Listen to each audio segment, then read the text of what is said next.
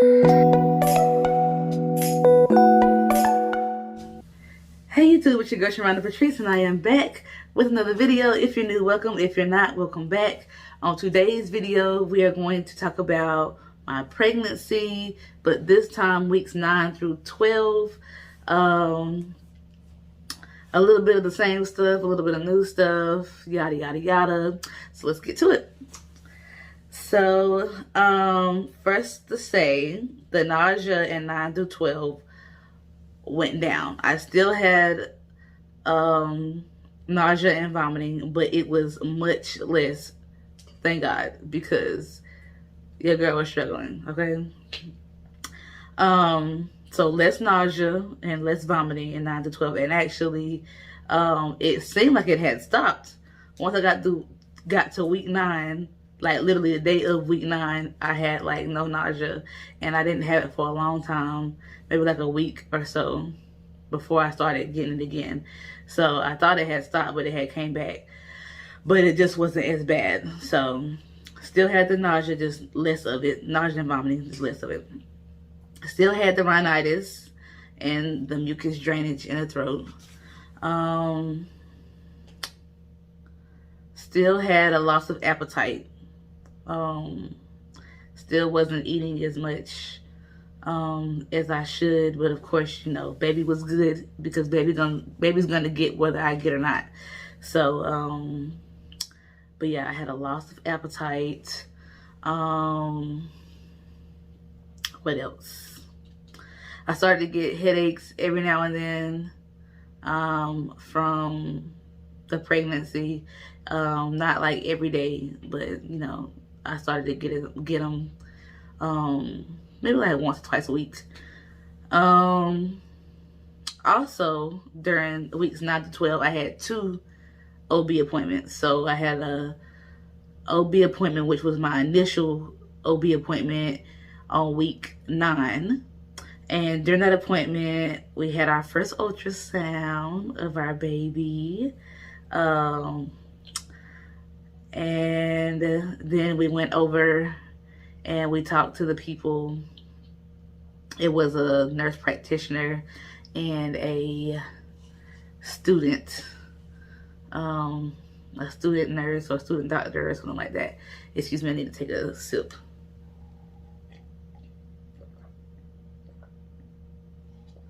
But it was a nurse practitioner and a student, and they kind of talked to us. We discussed things like my nausea. We talked about exercise because I had just really started getting into exercise probably about a month before that, or 2 months before that. I think I started around like October, like really getting into the exercise. And I didn't want to stop exercising or whatever. So we talked about exercise. We talked about diet, like if there was anything restricted or anything I needed to increase. We talked about medications, and then we also talked about the COVID vaccine. What else? Was that it? Oh, and then I had to get a pap smear, y'all. That was the worst pap smear I ever had in my life, ever. And thank God I don't have to have another one for however long, 3 or 5 years. I was like, oh my gosh, that was horrible. What happened was, y'all, I did not know that the student was giving me the pap smear. I thought that when they asked me, could the student be present during whatever, I thought it was just during the discussion. I had no idea the student was giving me the pap smear too. Y'all, that was the worst pap smear I ever had, ever. So needless to say, if you ever have a student in the room and they ask about can the student be there, yada yada yada, make sure that you don't let them do the actual pap smear. Because I mean, some of them might be okay, but the one I had was not. The student that I had was not okay. And like when I went down, I thought that when I went down, the actual nurse practitioner was there. And then when I looked over to the side, she was standing to the side, and I'm like, I know they didn't just like switch places on me, because I was trying to figure out why I hurt so bad. I'm like, why does the nurse practitioner hurt me so bad? But yeah, if y'all can avoid a student doing your pap smear, please do, because it hurt. So that was the first appointment. That was at week 9. And then my second appointment was at week 12. And we didn't discuss a whole lot there.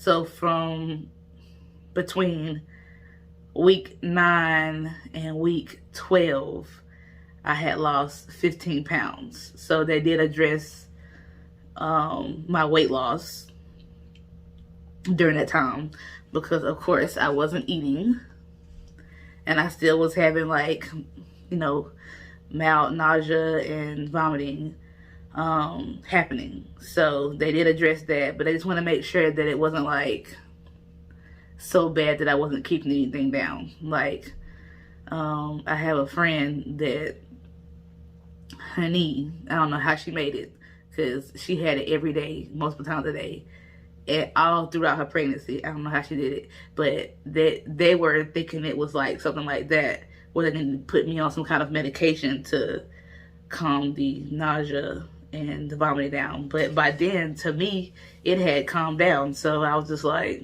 nah, I'm good. I don't want to be on no extra medication. So the second appointment, we talked about my weight loss, and then we also talked about cramps. I was having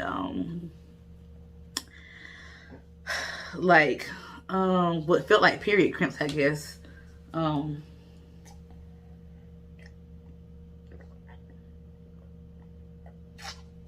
A little parched today, but I was having what felt like period cramps, but they called it something, round ligament pain, something like that they called it. And it was just from, like, now at this point, I think the uterus was moving, and so it caused a little bit of pain down low.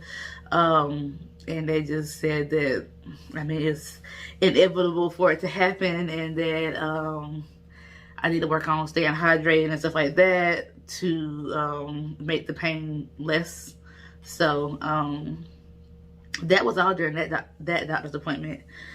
I also, I forgot about that. I also had to see the rheumatologist because I was in a flare. So I actually had 3 appointments during weeks 9 to 12. I had to see the rheumatologist because I was in a really, really, really bad flare. Like, really bad. It almost reminded me of when I first found out that I had lupus, because it was like hurting getting out of bed, hurting going to sit on the toilet, hurting to wash my hands. Like, it was just like painful.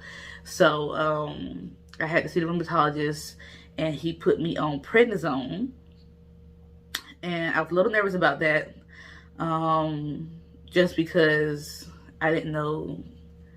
I mean, I would hope that he would not give me something that I'm not supposed to be on pregnant, but I just was thinking about the baby, and I didn't want anything to hurt the baby. So he put me on prednisone. It was like maybe a 10 milligram, and then he kind of just like went down. So like 10, 7.5, 5, 2.5, and then completely off of it was the plan for that. So I did see my rheumatologist then. Cravings and food aversions. I think by this time, I was craving, maybe cereal, Captain Crunch cereal.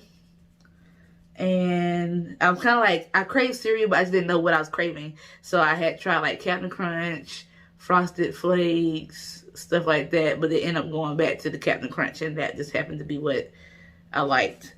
Food aversions for me were chicken, like any kind of chicken, and salmon. And that was all I ate before I was pregnant. That's all I ate was chicken and salmon. So those were my food aversions. I just did not want that at all. Like the thought of it is just like, look. So, but the doctor, I think I discussed that with the doctor at the time too.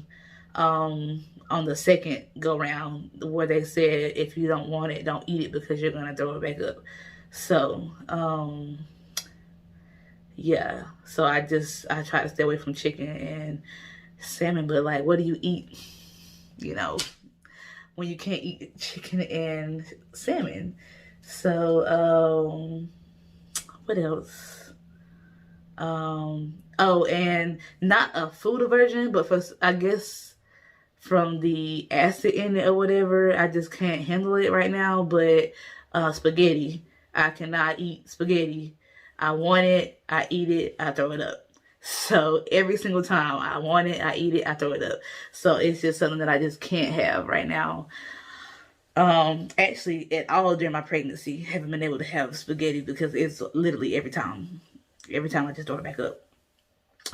Moody, again, same thing. I don't feel like I was moody, but you know, it is what it is. Acne was still the same, and breast tenderness still the same. So, I think that was all. Weeks 9 through 12. That was it.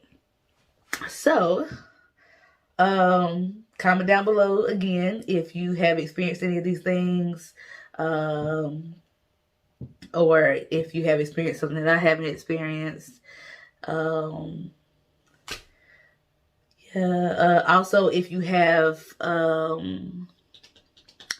if you are someone with lupus or like an autoimmune disease and you've been pregnant, like I would love to know like the things that you had to deal with as far as your autoimmune disease. So comment that down below as well. Like, share, and all that stuff too. So I will see you next time.